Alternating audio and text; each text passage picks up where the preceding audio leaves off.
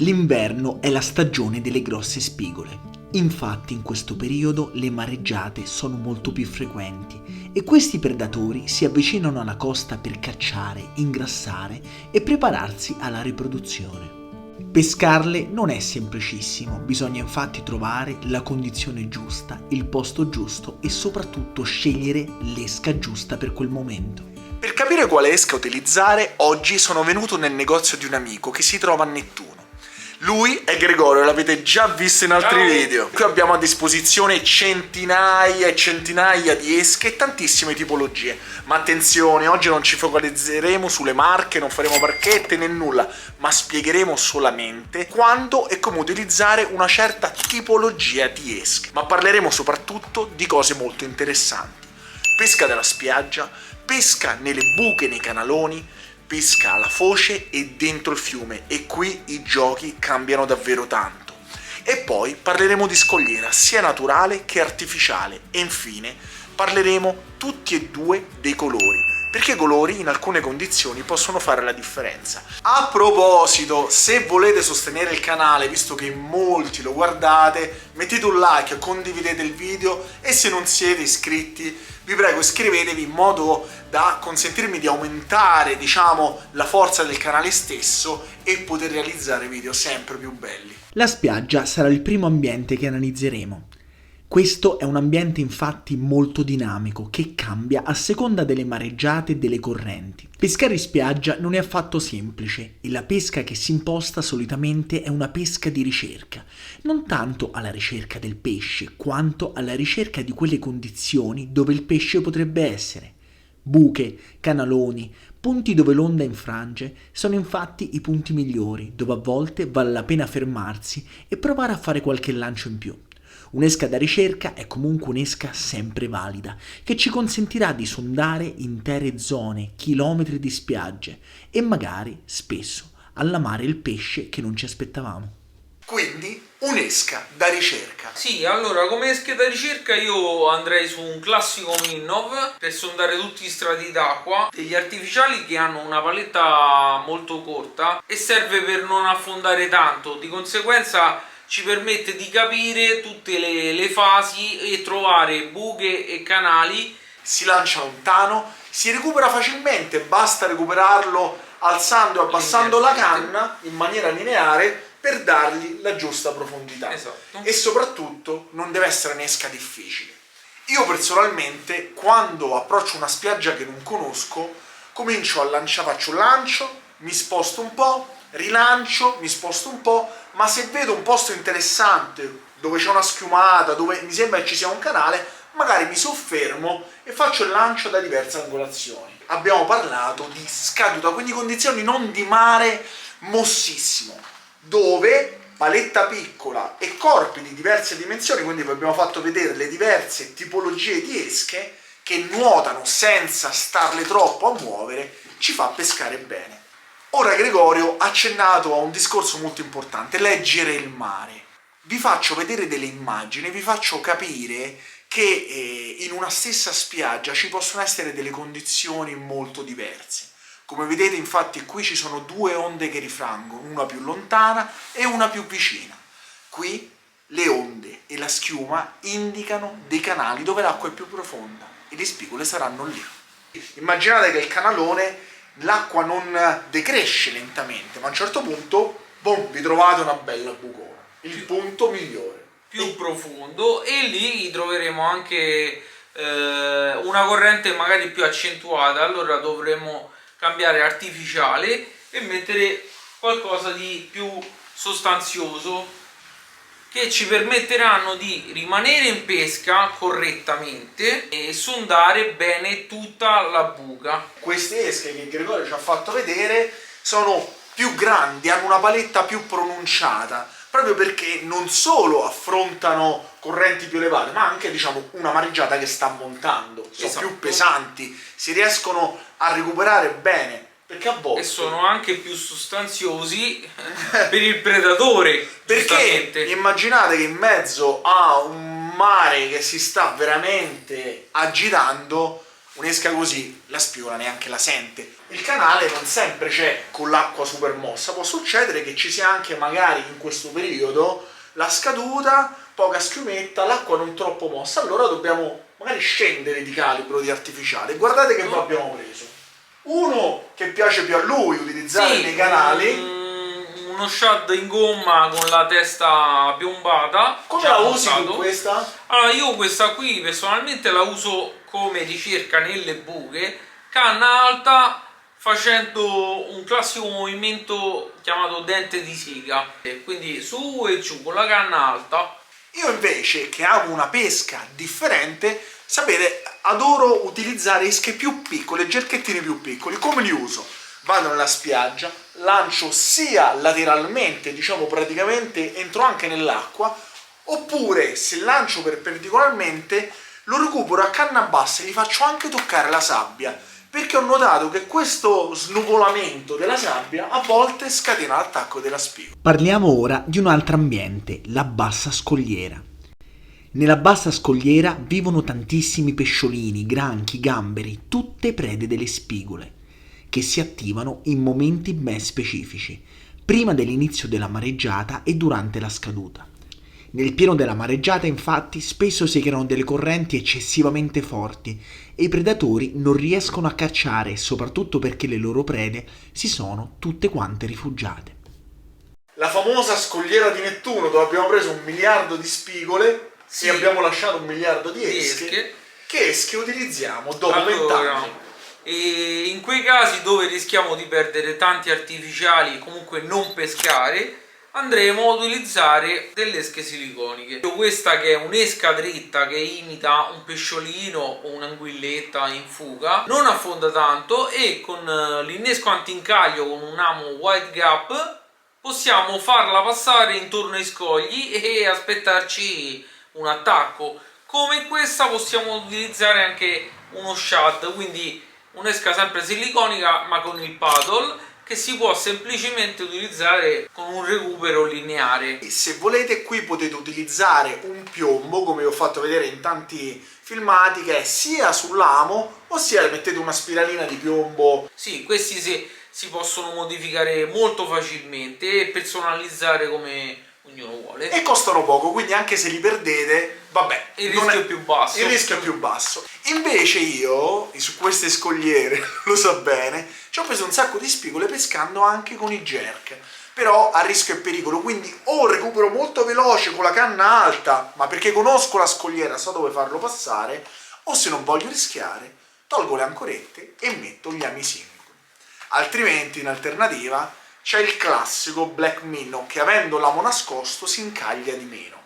Vantaggi e svantaggi è che con la gomma devo fare una pesca più di ricerca, giusto? Io e lui abbiamo 2 tipi di pesca diversa. Io cambiavo anche 20 spot nella stessa giornata, pescavo velocemente, 4 lance e cambiavo spot, quindi anche con un minnow vado lì e lo faccio passare 3-4 volte, se non c'è me ne vado, ma magari la spigola c'è e allora ci provo con le soft bait. Però la scogliera è bassa, la schiumata è lunga e le onde non sono troppo grandi e ci permettono di utilizzare un'esca di superficie. Sì. La pesca più bella che c'è.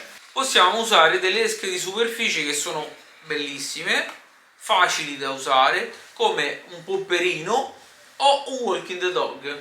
Divertentissimo, attacchi bellissimi e non c'è il rischio dell'incaglio. Quando c'è l'onda, la spigola lo sbaglia un sacco di volte. Esatto. Voi però non vi preoccupate, non guardate la spigola, guardate solo l'esca e ferrate solo se lei mangia. È una cosa importante non fermarsi mai. Se vedete un attacco a vuoto, continuate il recupero, perché se vi fermate l'avete persa. È persa. Ora vi parlo invece di una condizione diversa. Siamo su una scogliera, a un certo punto c'è una grossa buca con la schiuma. La buca è anche profonda 2-3 metri e magari si trova ai margini della scogliera. Io le ho prese utilizzando un'esca suspending, quindi che quando la recuperi rimane nella profondità dove l'hai recuperata, 2 cercate e mi fermo. E stop. Lei mangia sullo stop. Ragazzi, però non è un'esca che potete utilizzare per 100 lanci, perché dopo 5 lanci vi siete fatti 2 scatole così e il braccio. Quindi un'esca funziona se la animate correttamente. Ti ricordi quando sono quelle mareggiate di scirocco dove non si può pescare da nessuna parte se non in un unico punto?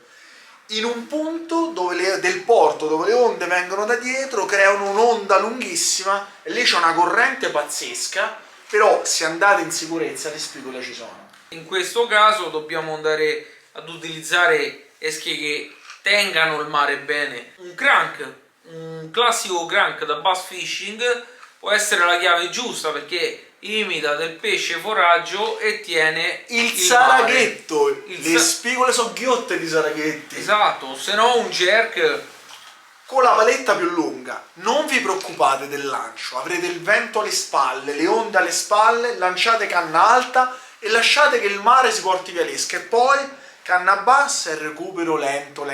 L'importante è stare in pesca con l'esca. Esatto. Quella è la chiave. Non gliene frega niente di che esca usata la spigola, Esatto. Basta che l'esca non comincia ad andare su o con la paletta troppo piccola non riesca a nuotare. Esatto. Ma ora affrontiamo il posto che ti piace di più. Sì, un ambiente totalmente diverso. Che però può sempre regalare delle grosse Certo. spigole. Il fiume. La foce del fiume è uno dei luoghi dove le spigole, anche se il fiume è minuscolo, ci sono. Perché? All'estuario, quindi anche di piccoli fiumetti, ovviamente qui si concentra il pesce foraggio. Perché? Perché la diversa salinità dell'acqua dolce che si mischia all'acqua salata attira tutti i pesci che ci sono, diciamo, in decine e decine di chilometri che vanno in quella focetta anche quando si attiva solo per le piogge, e lì bisogna esserci sempre perché il pesce c'è. Sì. Oltre alle esche che abbiamo utilizzato dalla spiaggia, vanno benissimo, dacci una chicca. Io aggiungerei una bella esca snodata, soprattutto per la spigola, perché imita un'anguilla in pericolo di cui la spigola ne va ghiotta. Quindi per la foce andremo a utilizzare delle esche che abbiamo usato anche dalla spiaggia. In aggiunta possiamo utilizzare bene uno snodato. E ti devo dire una cosa, io gli snodati li ho utilizzati anche da ricerca, però in due pezzi, quindi solo la piccola parte della coda mobile, e devo dire che molto spesso mi hanno dato delle bellissime soddisfazioni. Il problema degli snodati è che non si lanciano molto lontano, sì. Non so da È ricerca. il difetto È il del difetto. snodato, ma ci Però sta. nella foce noi sappiamo che la foce è lì, quindi non dobbiamo fare un miliardo di Esatto. lanci. Ma ora parliamo dell'interno del Dell'interno fiume. del fiume. L'interno del fiume è un posto molto particolare, è un posto pieno di vita, ci sono piccolissimi pesci, rane, girini, lucertole, piccoli topolini. La spigola mangia tutti questi animali che cadono in acqua, che sono presenti nel suo ambiente. Ma come caccia? Immaginate che per me il fiume è un po' come il ristorante, no? La foce, quella zona dove l'acqua accelera, è la porta del ristorante. Non troverete nessuno che mangia sulla porta, o mangiano fuori, se i tavoli sono una bella giornata, o mangiano dentro. La bella giornata vuol dire scaduta, vuol dire roba che esce dalla foce, materiale che si riversa in acqua. La brutta giornata, tra virgolette, della foce è il mare calmo. La spigola mangerà lì dentro, ma non pensate che mangi ovunque. Lei cercherà le buche, le zone dove comunque può nascondersi, aspettare che la preda arriva, aprire la bocca, creare una depressione e risucchiarla all'interno. Questo è il modo di cacciare della spigola. E per quanto riguarda le esche andremo ad adeguarci al periodo in base a quello che troviamo anche nel fiume. Se c'è molto pesce foraggio, ad esempio, dovremmo andare a utilizzare esche più piccole come dei jerk o dei siliconi. Esche piccole, i crank di piccole dimensioni di 5 cm vanno benissimo, piccoli snodati come questo. È una pesca totalmente diversa, di ricerca e molto più tecnica di quella che abbiamo fatto, che facciamo al mare. È anche molto più statica, perché anche qui la ricerca del posto giusto è fondamentale. E come la troviamo l'ansa giusta? Ragazzi, lungo il corso di un fiume si vede quando a un certo punto il fiume si allarga, ed è lì Anche lungo la sponda vedrete molti più detriti, magari bottiglie di plastica, ranetti. Ma anche i canneti che sulle sponde, un sasso, anche una barca affondata ad esempio. Creano, diciamo, delle buche, delle zone di caccia della spigola. Che succede in questi ambienti? Di solito grossi banchi di pesciolini, come mi spiegava Gregorio, si muovono insieme, la spigola è ferma, li aspetta. Come gli passano sopra, apre la bocca e se ne ingoi. Esatto. Ogni tanto qualcuno ferito magari scappa e potrebbe essere la nostra esca. Come le ho pescate io? Recuperi assolutamente non veloci, Molto lenti, con cercate e pause, anche di esche piccoline, perché tanto lei è lì, ferma, non ha bisogno di grandi vibrazioni. Il colore che, se utilizzato, non sbaglia mai, è il colore naturale.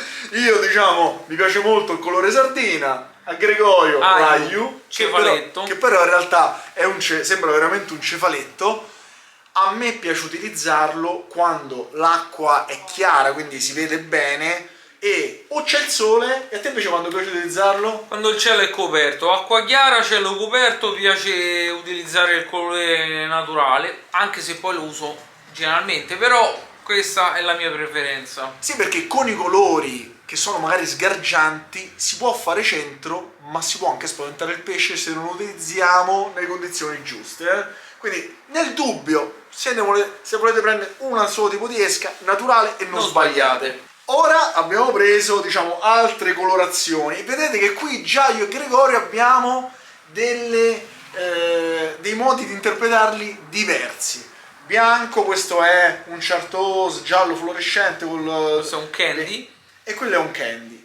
Io ci ho pescato, ma perché forse il mio cervello me li fa utilizzare, con schiumata molto bianca nelle buche dove voglio cercare la spigola patica. Non lo so, li ho utilizzati anche con l'acqua un po' marroncina che usciva dal fiume. Così io li ho pescati. Io acque chiare e sole alto, colori sgargianti di questo genere. Ma sempre con la mareggiata, giusto? Sempre mareggiato, comunque pure nelle esche più piccole in fiume. Ricordate che il bianco è un colore che piace anche molto alla spigola. Il bianco è universale, un po' come il naturale. Ma giusto così, ma tu col testa rossa ci hai mai pescato qualcosa? No. Manco io! Manco nessuno ci ha mai pescato qualcosa. Colori scuri o addirittura aranciati, rossastri. Quando li usiamo questi qui? Acque scure, notte, cielo scuro, ma soprattutto sì, acqua scura, esca scura. Sì, di notte. Nero.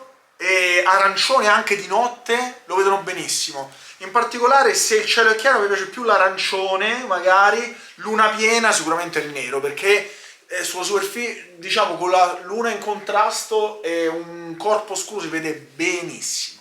Allora, noi abbiamo parlato di colori, però ragazzi, prendete queste informazioni con le pinze. L'unica cosa che noi abbiamo discusso prima di parlare di questa cosa, su cui eravamo molto d'accordo, era il nero, acque scure e notte. Sì. Però la scelta è basata su esperienze personali. E anche sullo spot, perché magari in quello spot, non lo so, ci sono un sacco di latterini e loro mangeranno quelli. In un altro spot ci sono i cefali, schiumaroli che sono tutti argentati e sul bianco argentato mangeranno di più. Quindi dipende molto dallo spot. Quindi abbiamo parlato di un sacco di cose. Ovviamente vi abbiamo messo non dico una confusione in testa, questo non vuol dire che serve avere 100.000 esche. Ecco perché è importante, soprattutto se state cominciando, vi siete spostati, andare in un negozio di pesca. Se siete qui nel Lazio, venite magari a trovare Gregorio, perché vi darà un sacco di indicazioni anche sullo spot che avete. Poi Gregorio è in gamba e magari se non ha un'esca per il vostro spot specifico, che magari non è di qui, vi dice anche guarda, vai su quella pure se lui non ce l'ha. Quindi alla fine avere un negoziante secondo me è un bel punto di riferimento. Grazie. A proposito Gregorio, io però ci tengo a dire una cosa molto importante.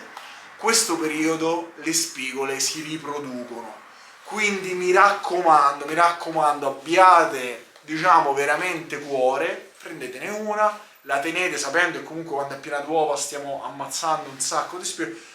Non prendetene di più, perché a volte può essere molto facile prenderle, però se trovate il banco lasciatele lì e accontentiamoci del pesce. Basta avere un po' di buonsenso. Il buonsenso è la cosa che paga sempre, perché secondo me se uno si prende un pesce, se lo mangia con la famiglia, poi non capita tutti i giorni, va bene, ma prendere 3, 4, andarci tutti i giorni, impazzire, no. E poi Non è sportivo.